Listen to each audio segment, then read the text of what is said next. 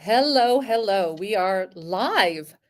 Why did we decide to go live this time? Because today, on What Is She Thinking, the show that takes you inside your brain and outside into the world, where your brain gets freaked out and does all sorts of things, I thought, let's see what happens to our brains if we just put it out there right now. Um, Dr. Heather Collins and myself, Melanie Marshall, we are here to guide you through what you are thinking today. Hey, Dr. Heather. Hey, I love that today we are embodying our message and throwing ourselves into the lion's den by unexpectedly going live. Well, you know that is this an example? Today we're going to talk about our amygdalas, which we discuss a lot. I think it's my favorite part of the brain, but I thought, well, this might jazz up my amygdala before we got going. So, is this an example of getting our amygdalas activated?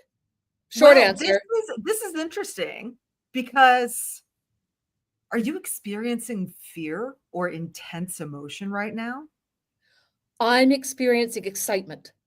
And is that excitement a little bit intense? A little intense, yeah. Then yes, we are activating our amygdala, baby. Here we go. Well, see, so amygdala is not always a dirty word. So it is not always a bad thing. But we wanted to do a show today to talk to you about what happens when your amygdala gets tripped. So when that part of your brain that activates strong emotion, I will let Dr. Heather, our neuroscientist, tell you what it is. But when it gets tripped and it is already in motion, what can you do? So you feel like you have a little more control over where it goes. And also like to remember it's not always bad. So why did we decide to do this week? Well, I think because we've both had a little bit of it. Is that fair to say? How has your week been? My week has been a little insane. I've had some really high highs. Had a very good friend visit from Miami, and that was a lot of fun. That, however, was combined with some low lows in which my husband was in a car accident, not his fault. He was sandwiched on a highway, and our car was totaled. Okay, so that must have activated your This, amygdala. some of this. It did. When I received a phone call from him late on a Friday night, he had graciously gone to pick up pizza for the three of us, picked up the pizza, was on his way home, and he called me and said, "Yeah, I was just in a really bad accident." And my first thought was, "You have to be kidding me." And he said, "No, I'm not." And my second thought was, "Oh, this is real. Are you okay? What's happening?" And there was definitely a lot of fear involved, in my amygdala activity spiked. So, what I think is interesting though is what I'm hearing you say there is thoughts, right? You're saying a lot of thoughts.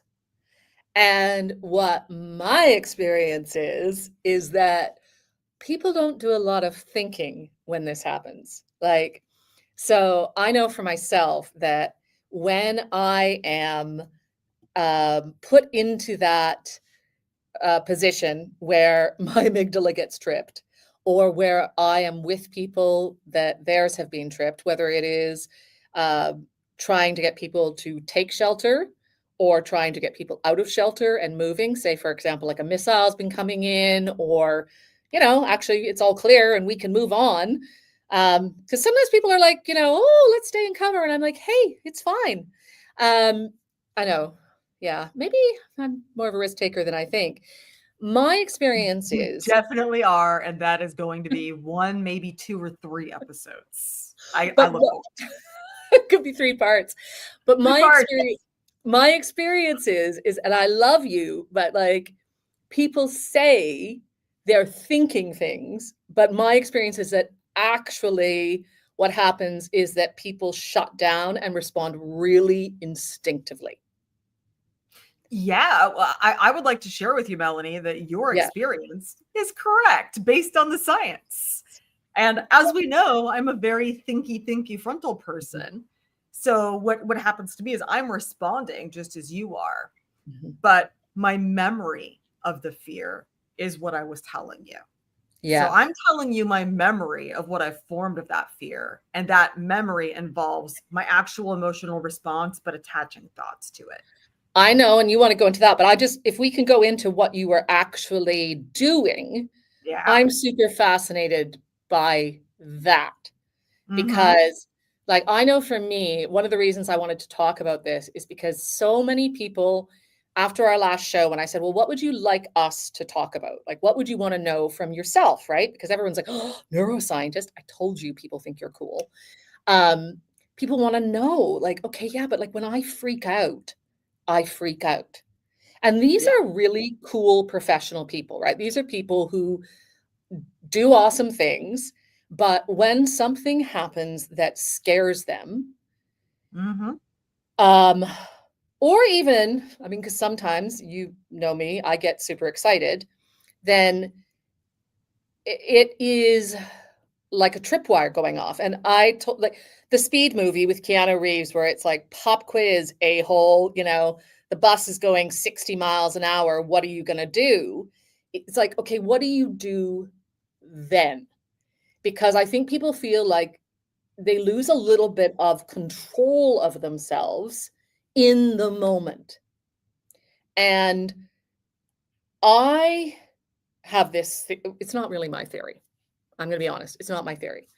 But I have a theory I have adopted that we experience fear often before, during, or after.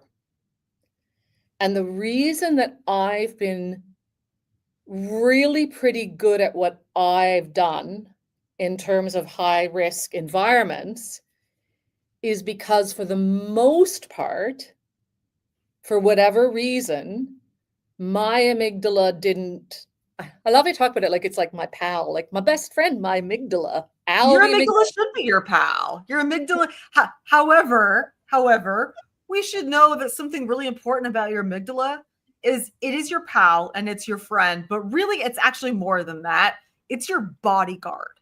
Your amygdala's Mm. job is not to keep you happy and to be your pal. It's more than that. Your amygdala's job is to keep you alive.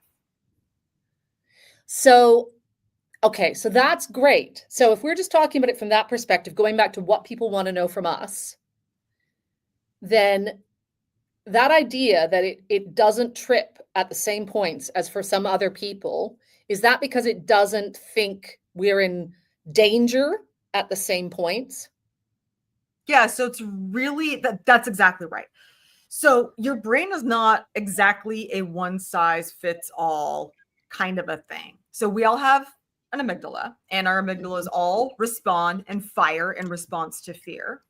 And that causes a series of actions to happen, as you say, when it gets tripped. And the interesting thing is that my amygdala is going to respond to different things than yours because our brain is based on experience. And if I were to drop you into a war zone, you'd be a-okay. You'd be great. And I would not be so good at that. My amygdala would be firing at a much more rapid rate, causing this cascade of fear response throughout my brain and throughout my sympathetic nervous system, where I would have the increased heart rate, the dilated pupils. I'd have sweat forming on my palms, all of that kind of response. That's our immediate biological response to fear. And then a little bit later on, we're able to reflect back, make sense of what happened, reinterpret it. Should I really have had that response? Should I have not had that Mhm. response? And then form a memory of that fear. And And so then we do you the got, meaning making. What you call memory, we call yeah, meaning making. We meaning might call making, meaning. right? So Yeah. you, number one, have a lot of experience in these really, really intense situations like war zones, which means it's kind of a regular, more normal thing for your brain. Your amygdala is not going to fire off like mine is. But number two, you have a lot of experience surviving, and not just surviving in those zones, actually thriving and doing work in those zones. Yeah, but I So don't you think have it's, experience and you've attached meaning to it. however, but it's not, but the question is, once we have once it's fired off, once the cascade has started, because if mine started, this goes back to, if mine starts before I go, I probably wouldn't go. If it starts while I am in that zone, I might not be effective. I'm going to tell you a little story, and names are changed to protect the innocent. Um, there are people I know who are absolutely cool under pressure. And they are when you look at them, they're the people that you would always want to be, as my beloved work dad Cookie says, halfway up a gum tree with. Because you know that they're going to maintain the ability to make good decisions, to perceive information, to like just not go herring off. But every couple of years, we have to renew our hostile environment certification. So we have to, show that we are still licensable to be in the field, right? Covered by Okay, I cannot be the only one who is shocked and surprised that there's a certification for this. This is fascinating. Yeah, so you go off with some ex-military guys. It's super fun. There's like you spend like 3 days off with your mates. You see people you haven't seen. There's this company that hires ex-veterans, because obviously Veterans Day and Remembrance Day, ex-vets, often who are amputees, who have had disabilities, who do the first aid training, because you're off doing scenarios where you're like going to do a story and then a mortar goes off. So they use explosives and then you have to do first aid on people. And it's to show that you can like handle it, right? Like you can still do the job, right? And that you can do emergency first aid, you can do the whole thing. And it is so much fun. And occasionally you will get people on that course who maybe shouldn't be there. And because I always think like, come on, it's make-believe, right? Like how freaked out can you get? But they're quite good at testing your stress response. They're quite good at knowing how far to push you to see what you would do in a real situation. Like that's the idea. And it is, I can't believe nobody knows about this. It's like, but for those of us who like I say, I don't know, it's fun. No, this is fascinating. Is this weird that this is fun? Anyway, I would be very interested to see what this experience is like. I think it is. Oh my gosh, I want to do this with executives. Executives come to me because I'm telling you, this is going to test your stress response. This is going to test your teamwork. You're going to learn a lot about each other. Anywho, we had some people on this course from a different network who, so there's one scenario, they've lightened up on some of this because people freaked out too much, where they kidnap you and you are brought to the point of execution. And it's a good time. Sure. Okay, so my amygdala you get hot chocolate and biscuits at the end. Okay, you get hot chocolate and biscuits. I'm in for the hot chocolate and biscuits. Okay, but so you go on this day where you are out trying to gather a story. You're going to go, and no matter what you do, basically the trick is no matter what choices you make, you're going to get kidnapped and you're going to get brought to the point of execution. No matter what choices you make, you can make the best choices in the world. So you go out, you go through, mortars and explosives go off. Once I did it, and they told me afterwards, they were like, Mel, you were standing right on the fireworks, so we couldn't set them off. And they were really cross because I was like standing right on it. And they were like, we wanted to like blow it off and make like a mortar had gone off, but I was standing right there. Anyway, so we get to the point where, and you have to beg for your life, right? You basically at some point you have to beg for your life. You've got to try being the gray man. You're supposed to do all the things that will make them not want to kill you. I realize this obviously sounds super weird. Anyway, they tell you, don't try to escape. Like, if you think I could have escaped here, like save it till the end and say, well, we're having hot chocolate and biscuits, I would have escaped there. But these two guys did two things. Well, number one, he's like, she works for the BBC. She works for the government. Like basically getting me killed faster by these like gorillas who'd taken us. This was And another journalist who did this? another journalist, yeah. Oh, And way to throw you under the bus. That's great. Right under the bus. Number two, they flipped out. They flipped out. Like you could see it. The panic overtook them. Like they were not able to maintain that they were in a role play scenario. And they actually broke away and they ran off and hid in the woods. Oh my. And for hours afterwards, these ex-Special Forces, ex-Marines had to go out and look for them when they wanted to be sitting and having hot chocolate. And they were cross about it, I'll tell you that much. Well, I would be cross if somebody took away my hot chocolate and biscuits and I had to find some person who ran off into the woods. But for me, it told me never go away with them because they can't keep their heads. Absolutely. Although, funnily enough, I ended up accidentally, that's a story for another time, but I did end up accidentally somewhere away with them once upon a time. And guess what? They couldn't keep their heads. So I can't remember the point of my story. My point of my story was, it was really interesting to see how, like, you can tell how people do respond. And I guess the thing is, if you're somebody who has lost it at a certain point, and I'm not going to say I haven't because I definitely have, like, it took me a certain amount of time to learn what makes it worse and what makes it better. And I'm curious for you, like from a scientific standpoint, I understand the cascade, but how do you like turn it back? How do you turn back the clock? Let's just say for a moment, let's acknowledge that this cascade happens for a very good reason and it's very protective.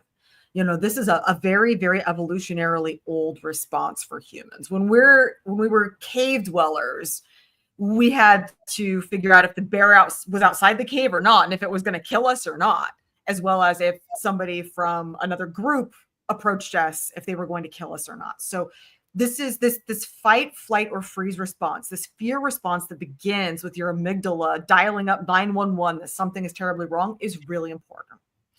The problem that we have now is that sometimes it misfires. And that's the case of your person who couldn't keep their cool when they completely understood that it was a simulated situation. It's not real. You weren't really going to die. Now, this misfires all the time. I will say, if you've been in plenty of situations where you've probably had this response or other people have, and this is a real response. This is is there a bear outside the cave response? Is there somebody with an AK-47 trying to shoot me kind of response? That's real. That's important. The challenge that we experience more in everyday life, and I'm sure our listeners can relate to this, is when something bad happens in everyday life, when something just goes wrong, when I have a meeting with my boss that's unexpected, and that's never usually a good situation. Oof. When I have a rough email that I have to deal with. And so in those real situations, the AK-47, the bear in the cave, we don't want to shut that response down. It's important. It's keeping us alive. But in so many areas of everyday life, there's a misfiring there, and really it's activated. And the thing is, the way you have to shut it down is to shut down the biology first. And then that will open up your prefrontal cortex up here that's involved in thinking. That will open that back up to have some more rational thought. Because when we have this fear response, again, this is, your body's job is to keep you alive. It's shutting this down. And it's running on pure instinct and pure drive for survival. So there are several things we can do to shut down that response. One of the best ways is actually, a good shimmy. Sure. Yeah, a good shimmy will do it. Yeah, baby, loosen up. Some slow breathing will help. So just inhaling and exhaling. And there are several things you can do. You can do box style breathing. You can do something as simple as what I used to teach my niece and nephew when they were little kids and they would have tempers fire off and get very upset. And that is, you can smell the flowers and blow out the birthday candles. And the nice thing about that is it's accompanied with some positive imagery too, some nice flowers and a birthday cake with some candles. So you can do that for a 30 seconds or so. And that those long exhales activate your parasympathetic nervous system and dampen down your sympathetic nervous system. That's to say your two nervous systems are out of whack. This is going to balance them back out. And it's going to let your amygdala know you're safe and that you don't have to have that fear response. That's so interesting because I, from a totally different standpoint, say exactly the same thing. You become like a little animal. You're like a tiny we are little animals. Animal. Yeah. And you've got to take care animals, of the absolutely. animal first. Yeah. And I would say, like, it's not that I don't, and when you say that, I think it's not that I don't actually have the amygdala fire, because the amygdala fires in a positive way that allows me to have this vision, and I have a lot of access to my senses. I have a lot of access to decision making and speed in those moments that allows me to move. And that's really interesting. I don't get shut down. Sorry, you're going to say it's really interesting. Yeah. Well, I was going to say it's really interesting that you talk about your senses, because that's actually another way to be able to decide whether what you're experiencing is real or not. So pay attention to what's around you. What do you see? What do you smell? What do you hear? All of that. And in your situation, all of those sensory inputs, and by the way, those tap into a different part of your brain. So you're going to be able to access not just your amygdala, but something additional right up here, your somatosensory cortex, that gives you additional information. Let's focus on the amygdala though for now. Let's try. Yeah, and that sensory information is going to help you decide whether you need to run somewhere, hide somewhere, stand your ground. And for somebody who's in a situation where it's a misfire, where it's really a tough email, it's going to remind you that you're in a safe place. That's okay. I'm just sitting here in front of my computer. I can see the floor in my office. I can see the tree out the window, and I'm okay. And that's, for me, I misfire. I don't misfire. Like, look, it's not that I'm like a woman without fear. My fears are things like I have to pack for moving, or I'm looking at my bank statement and it's in the red. And then I misfire to the point where I can't function. And I have to use my own techniques, which are very similar to Heather's. I use breathing, which I use in war zones. For the team, I'll be like, we're taking a moment, because often you can still take 15 seconds, 30 seconds. Well, that's interesting to know. That's a real asset in those times. I mean, 15 or 30 seconds, that's a real asset for you to help decide what you need to do. And to bring people into sensory like alignment, right? If you're in a team, because sometimes this is a team thing where you've just got an email saying there's an all hands meeting at 3 p.m., which is not always great news. Typically not. Last minute all hands meetings, red flag. So if you get an all hands meeting at 3 p.m. and you're the leader, like just having a moment where it's like, okay, everybody, like just feet on the ground, feel where you are. I'm here with you. Breathe in, breathe out. I do the same thing. And it's like, if you are trying to talk to somebody as a leader who is in that space, please don't try to reason with them, because they are not going to be in a reasoning space until you take care of them as if they are a little bunny rabbit. Like, treat them. They might be your highest performing salesperson. Treat them like they are a little bunny rabbit if they are in an absolute fear space. Yeah, fear turns us all into little bunny rabbits. Safety first, reasoning second. But I do want to talk again about I don't want to go into the somatoprocessing cortex necessarily, because I think we're in one brain part. But I do think, though, that when you can bring it down a little bit, we talked about this at the beginning, it can become a superpower where we said it's your friend and your bodyguard. It's not always bad. Like if you No. can pair the power of the amygdala with curiosity, with sensory awareness, you can do some pretty incredible things. You know, I once edited, I mean, this maybe sounds weird, but like, I feel like I go back to Haiti a lot. I'm like, I once edited, but like I once edited like a 5-minute radio package in 5 minutes, sitting on like a rock with, you know, nothing around me, absolutely nothing around me. I hadn't eaten in about a day and a half. And I look back now and I think I have no idea how I did that. I did a live inject into the studio, which means a live play in while the program was on air. And I don't know how I did any of that. I look back at a lot of things I did, and it was because I had a balance going on. And like I started this program thinking amygdala bad, but actually, if you can bring it down a notch, and maybe this is true for all of you, like your amygdala's misfiring, but if you can take care, would you agree with that, Dr. Heather? Like it's not all Yeah, bad. absolutely. It's not all bad. I mean, again, you know, the primary purpose of this is to actually save your life. But once you do these grounding exercise that Melanie and I have talked about, once you actually feel your physical grounding and where you are, and you give your brain that input, once you breathe and give your brain that input that things are slowing down, that it's okay, then instead of being in survival mode, you can shift into focus mode. And that can help you understand. And I love that you were talking a little bit about curiosity, because that's definitely a tool that I share with people in how to take this and turn it into a positive experience. And what actually the first step before we get to curiosity is when just at that moment when you realize this is not a live or die moment, then you can begin to move on. And so the first step is to actually tune in and notice one good thing around you. And that I love that story you were telling, because I know there's at least one good thing you noticed in that moment. Can you recall what it was? Which one? Where I was sitting on the rock? We were sitting on the rock. Yeah, I've created a mental image of that. And I absolutely love that mental image I have of you sitting on the rock getting this done. Oh, do you know what? My one good mental image was that somebody had found a cold orange Fanta. Oh, that's And lovely. I don't even normally drink orange Fanta, but it was cold and it was like sugary. And so it was like the combination of that was incredible.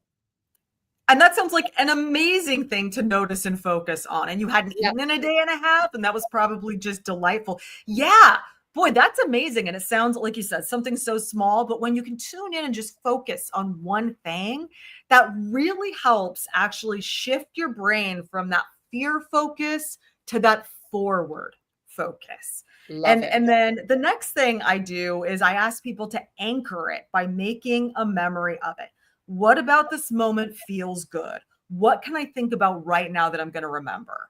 And it sounds like maybe the Fanta was part of that too, or was there something else that comes to mind? It was the achievement. It was the achievement for me. And you knew this was going to be a big moment. No, for me, it is looking back and thinking, wow, like I edited past the speed of time somehow. Like Were I you only thought aware of of that in the moment that you were editing past the speed of time? yeah. Yeah, I would Yeah, say it was more that's that. I would say huge. it's more that. Yeah.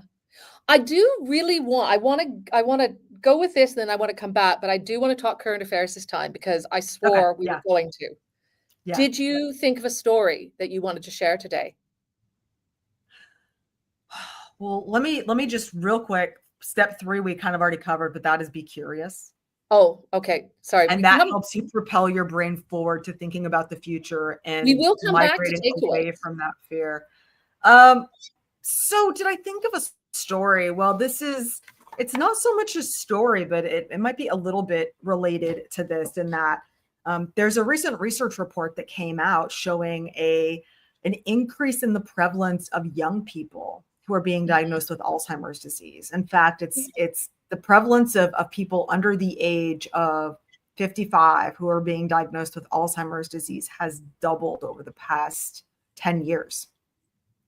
And so there's a lot of thinking about why this is happening. And this is interesting and newsworthy to me because there are so many other things happening with young people right now with cognitive deficits happening earlier and earlier. And the question is, what is causing it? And what is happening in their brains that's causing this?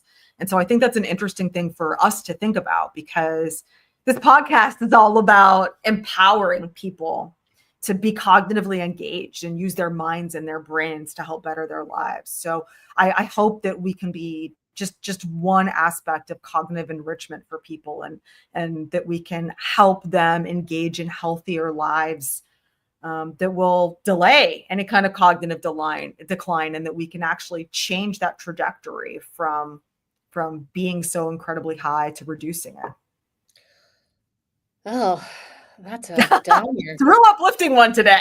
That was a real uplifting one. That's what's been weighing on me for a little while, because it's a huge issue. Well, that's really interesting one. I would love it. Let's post that one in the comments as your Dr. Heather's feel good survey, feel good research paper. No, it's super interesting. Wow,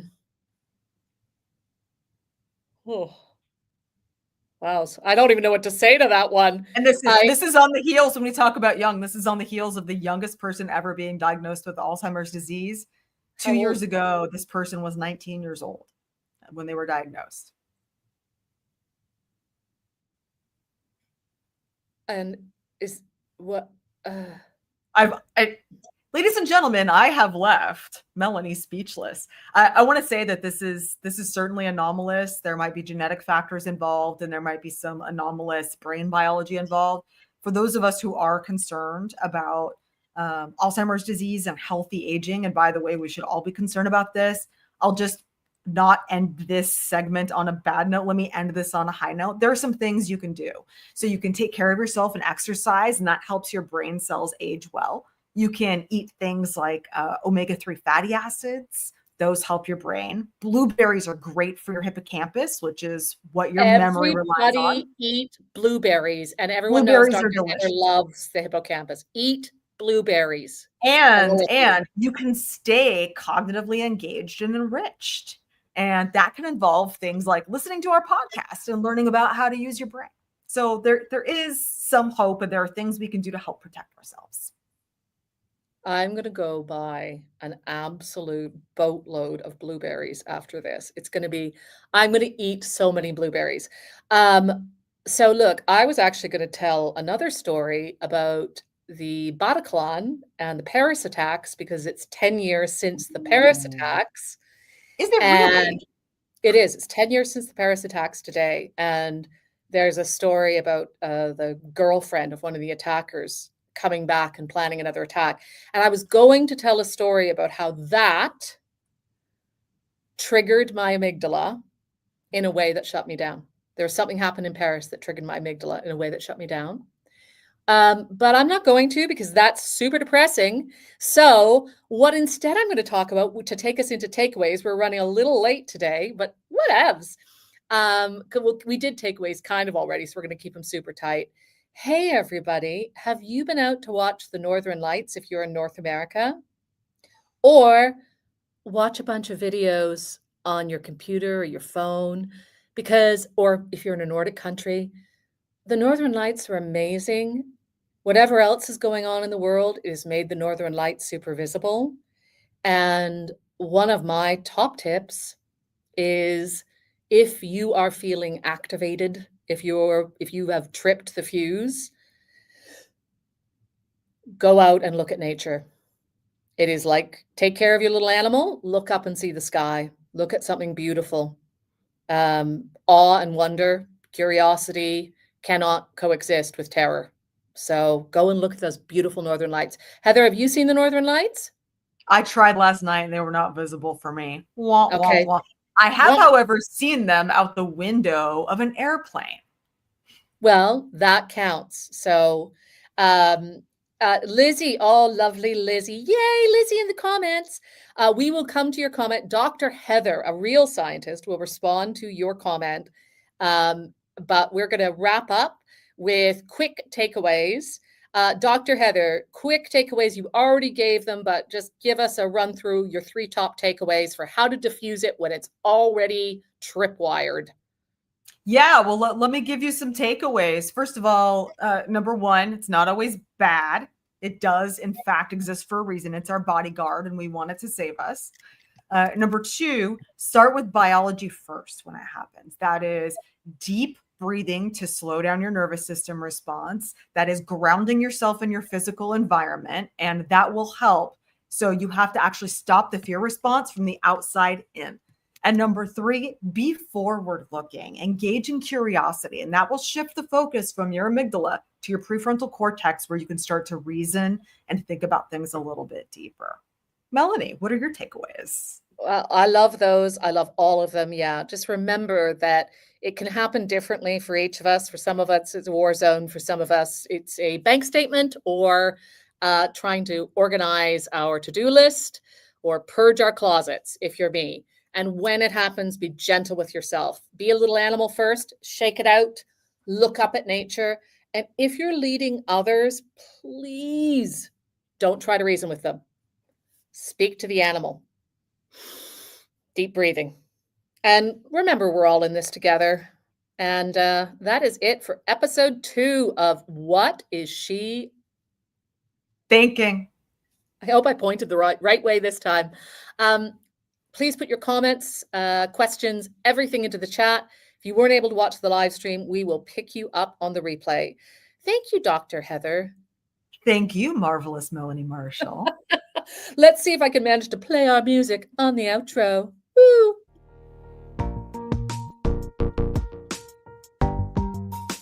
I'm still playing with all of this. If I get the rights to She Blinded Me with Science, it's all over.